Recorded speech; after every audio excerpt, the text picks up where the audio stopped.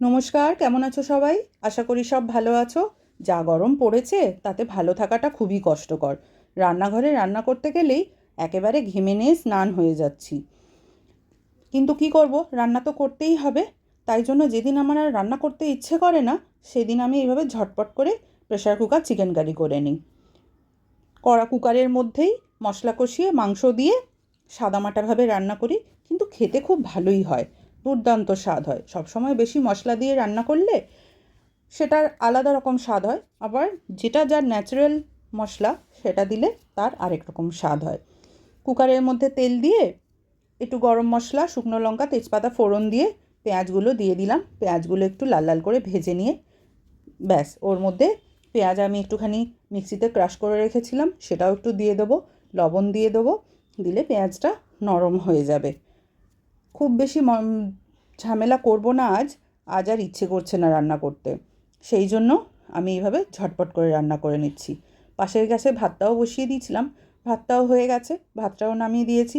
ভাতের এই স্ট্যান্ডটা ভীষণ উপকারী জানো। আমার হাতে একটা অপারেশন হয়েছিল, তখন আমি এইগুলো করতে পারতাম না।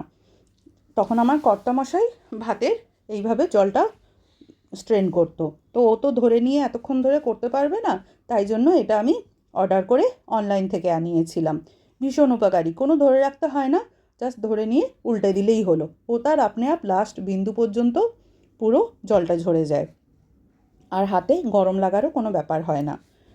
ব্যাস, ভাতটা ওইদিকে হয়ে গেছে। আমি এইদিকে একটু আদা বাটা, রসুন বাটা, ঝাল লঙ্কার গুঁড়ো, কাশ্মীরি লঙ্কার গুঁড়ো, নুন, হলুদ যা ছিল সব দিয়ে একটুখানি মশলাটা কষিয়ে নিয়েছি। জিরে গুঁড়ো, ধনে গুঁড়ো আর দিইনি। এমনিও পেঁয়াজ, আদা, রসুন, টমেটোর মধ্যেও ফ্লেভার দিয়ে চিকেন দিয়ে খুব ভালোই হয় খেতে। চিকেনটাও দিয়ে দিলাম, দিয়ে ঝটপট করে একটু কষিয়ে নিলাম। হ্যাঁ, একটুক্ষণ ঢাকা দিয়ে দিয়ে কষিয়ে নেবে, ব্যাস তাহলেই জল ছেড়ে দেবে যখনই চিকেন, হয়ে যাবে। বেশিক্ষণ টাইম লাগে না, আর খেতেও হয় কিন্তু খুব ভালো। দেখো জল ছাড়তে শুরু করে দিয়েছে। এ চিকেন কারি সবাই পারো, এতে আর নতুন করে বলার কিছু নেই। এটা যে কেউ রান্না করতে পারে। কিন্তু কি, ভিডিও বানিয়েছি তাই বলতে তো হবেই, তাই একটুখানি বলে দিলাম। এই যে দেখো কি সুন্দর মশলাটাও মাখা মাখা হয়ে গেছে, আর খুব সুন্দরভাবে কষাও হয়ে গেছে। একটুখানি টেস্ট করে নিলাম, হ্যাঁ সবই ঠিক ছিল। আলুগুলোও দিয়ে দেবো এবার, ওরই মধ্যে একটুখানি কষিয়ে নেব। ব্যাস, এর মধ্যেও কষানো হয়ে গেল। এই রকম করে চিকেন কারি যে যেমন পারবে কষিয়ে নিয়ে করে নিও।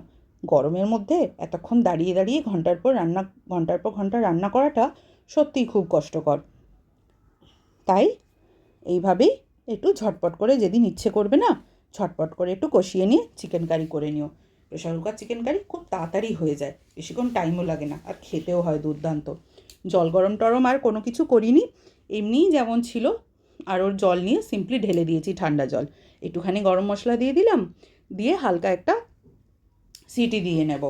প্রেশার কুকারের অনুযায়ী তোমরা সিটি লাগাবে। কারো প্রেশার কুকারে যদি খুব গলে যাওয়ার মনে হয়, তখন তাহলে একটুখানি একটা সিটি দিয়ে কিছুক্ষণ পরে ঢাকা খুলে দিও। একটা সিটি দিলেই চিকেন খুব সুন্দরভাবে গলে যায়। আলুও সেদ্ধ হয়ে যাচ্ছে, আর চিকেনও সেদ্ধ হয়ে গেছে।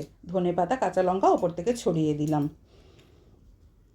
আর চিকেনের পিসগুলো একটু চেষ্টা করবে বড় রাখতে, তাহলে গলে যাবে না, আর সার্ভ করার সময়ও খুব ইজি হয়। ছোট পিস হলে সেগুলো গলে যাওয়ার সম্ভাবনা থাকে, সার্ভিংয়েও প্রবলেম হয়। চলো, এই গেল আজকের মতো ঝটপট করে একটু রান্না। সবাই গরমে ভালো থেকো, সুস্থ থেকো, সাথে থেকো, আর এরকম মজার মজার রান্না করে সবাই খাওয়া দাওয়া করো। টাটা।